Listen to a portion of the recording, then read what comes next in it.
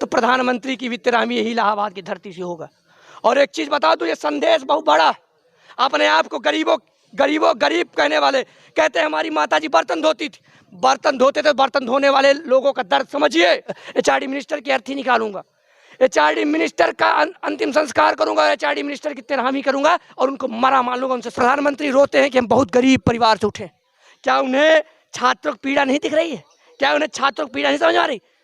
नमस्कार, आप देख रहे हैं हल्ला बोल प्राइम और मैं हूं अतुल तिवारी और आज मैं मौजूद हूं उत्तर प्रदेश के प्रयागराज इलाहाबाद यूनिवर्सिटी में, जहां पर 400% फीस बढ़ाई जाने पर, छात्रों की फीस बढ़ाई जाने पर लगातार छात्रों ने बवाल किया। वो चाहे एनएसयूआई के छात्र हों, चाहे विद्यार्थी परिषद के छात्र हों और चाहे विद्यालय में कार्यरत जो छात्र हैं।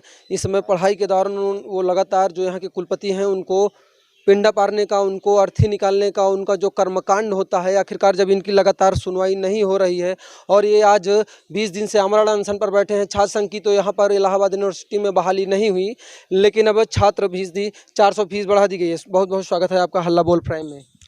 धन्यवाद। देखिए, इलाहाबाद विश्वविद्यालय में जो 400% वृद्धि की गई है वो पूरी तरह से अलोकतांत्रिक निर्णय है।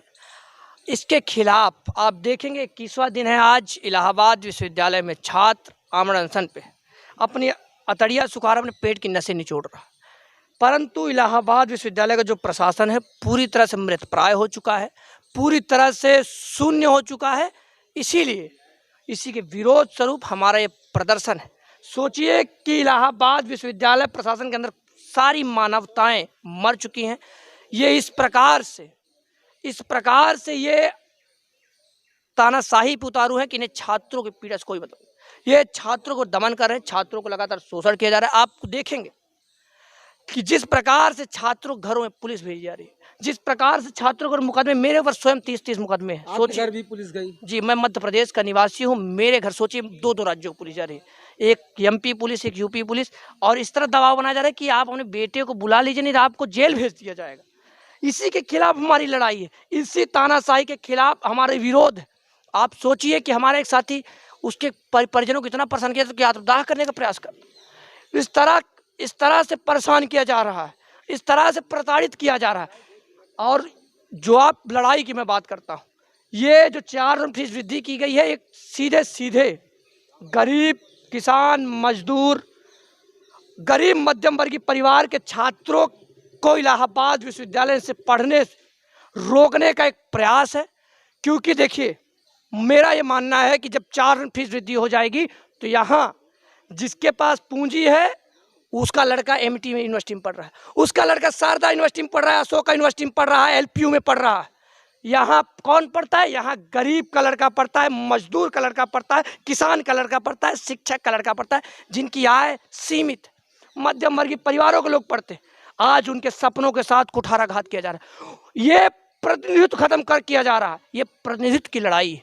आप सोचिए, जिस दिन फीस 4 में बढ़ जाएगी तो क्या है यहाँ आदिवासी का लड़का पढ़ पाएगा? क्या यहाँ दलित का लड़का पढ़ पाएगा? क्या यहाँ जिसके पास 1 बीघे खेत, किस तरीके से 4 बेटे हैं, किस तरह सोच सपना देखता था कि इलाहाबाद भेज के हमारा लड़का भी IAS बन जाए? क्या यहाँ तमाम उन लोगों से सवाल है? देश के प्रधानमंत्री रोते हैं कि हम बहुत गरीब परिवार से उठे। क्या उन्हें छात्रों की पीड़ा नहीं दिख रही है? क्या उन्हें छात्रों की पीड़ा नहीं समझ आ रही? सीधे ये मैं सरकार को टारगेट करूंगा, क्योंकि इनकी तो मैंने 13वीं कर दी है।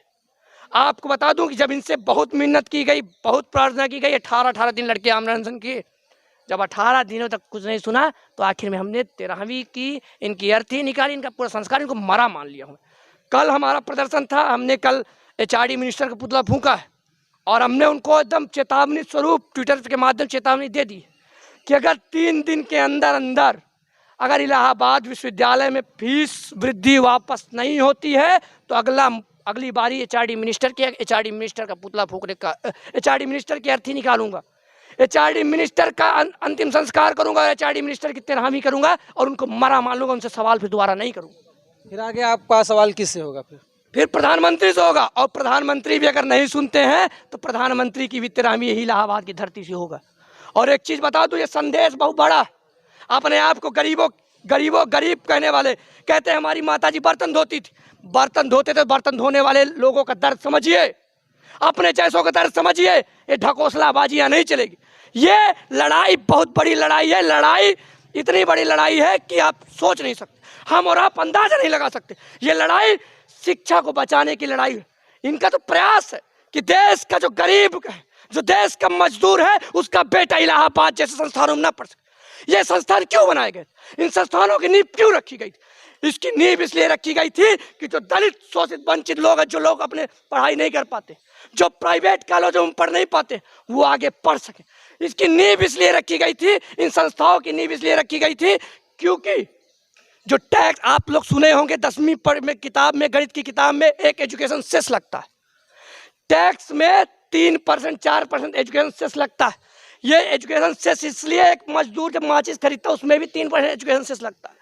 वो माचिस इसलिए खरीदता है, एजुकेशन सेस इसलिए भरता है कि उसका बेटा सरकारी संस्थानों में पढ़ सके। आज हम एजुकेशन सेस भी भरें, फीस भी भरे, तो किस लिए हम टैक्स देते? ये टैक्स पेयर से भी सवाल है, ये उनके ऊपर भी कुठाराघात है। आप टैक्स पेयर, मैं टैक्स पेयर हूँ, मैं भी टैक्स भरता हूँ। मैं अगर 1 रुपए का सामान खरीदता हूँ तो मैं टैक्स भर के खरीदता हूँ। तो मैं अपने हक की लड़ाई लड़ रहा हूँ, मैं अपने अधिकार की लड़ाई लड़ रहा हूँ, अपने समाज की लड़ाई लड़ रहा हूँ, अपने भाइयों की लड़ाई लड़ रहा हूँ। इसके लिए अगर ये प्रधानमंत्री जी, मुख्यमंत्री जी, गृह मंत्री जी हमें जेल भेज दें, फांसी चढ़ा दें, हम पीछे तब भी नहीं हटेंगे। और ये कुलपति महोदय जिनको बहुत गुरूर है, ये प्रॉक्टर जो गुंडा है, अगर एक गोली भी मरवा देगा तो भी मैं नहीं डरूंगा। अगर जिंदा बच गया तो तुमसे लड़ते रहूंगा। शिक्षा मंत्री का भी आपने पुतला फूका था अभी हाल ही में। हाँ, बता दो, कल शिक्षा मंत्री का पुतला फूंक के हमने चेतावनी दे दी है शिक्षा मंत्री को कि अगर 3 दिन के अंदर अगर आप हमारे निर्णय पे, हमारी मांग पे विचार नहीं करते, अगर 3 दिन के अंदर कोई सकारात्मक निर्णय नहीं आता है, तो इलाहाबाद विश्वविद्यालय में आपकी भी अर्थी निकलेगी और आपको भी इलाहाबाद का छात्र, देश का गरीब, देश का किसान आपको ही मरा हुआ समझ लेगा, आपको मरा हुआ मान लेगा, आपकी तेरही करेंगे। और कुलपति की तेरही तो छोटी थी, आपकी तेरही में 10,000 लोगों को खाना खिलाने का काम किया जाएगा, ये समझ लीजिए। इसलिए हम लोग डरने वाले नहीं हैं, हम लोग पूरी तरह से लोकतांत्रिक लड़ाई लड़ रहे हैं, पूरी तरह से शिक्षा को बचाने के लिए लड़ रहे हैं।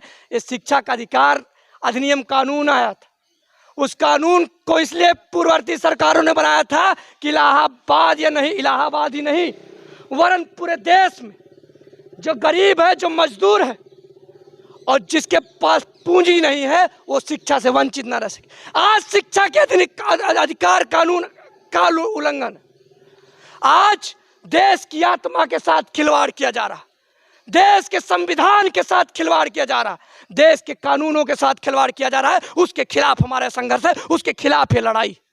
चलिए सत्यम, और तमाम लोग देखिए, आप देखिए कि जिस प्रकार से छात्राएं उमड़ रही, आज नवरात्रि का पहला दिन, आज जिस प्रकार से पहले दिन हमें शक्ति का स्वरूप हमारी बहनों का समर्थन मिला है, उससे तो अब समझ लीजिए कि अब महिलाओं ने कमर कस ली, अब दुर्गा का रूप, दुर्गा ने कमर कस ली। अब आपका अंत निश्चित है, आपके अहंकार का अंत निश्चित है, जीत सत्य की होगी, जीत छात्रों की होगी। बहुत बहुत धन्यवाद। चलिए सत्यम जी, सत्यम कुशवाहा जी हमारे साथ जुड़े, आपका बहुत बहुत धन्यवाद। देखते रहिए हल्ला बोल प्राइम। कैमरामैन आकाश के साथ मैं